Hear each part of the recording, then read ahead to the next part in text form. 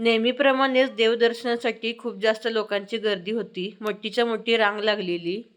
देवानंच आमच्याकडे बघितलं म्हणायचं.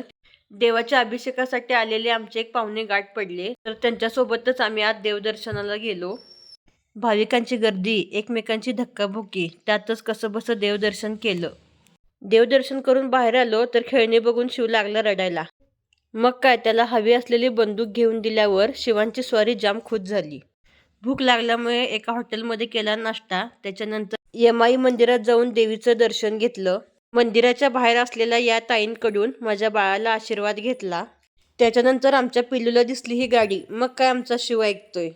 आम्ही बस म्हणायच्या आधीच तो गाडीमध्ये जाऊन बसला. त्याला मस्तपैकी गाडीची एक फेरी मारली. त्याच्यानंतर आम्ही तिथून निघालो. वाटेत थोडासा पाऊस आला. घरातून निघायलाच आम्हाला उशीर झाल्यामुळे कुठला पन्हाळा आणि कुठला रंकाळा, ज्योतिबावरून थेट आम्ही घर गाठलं.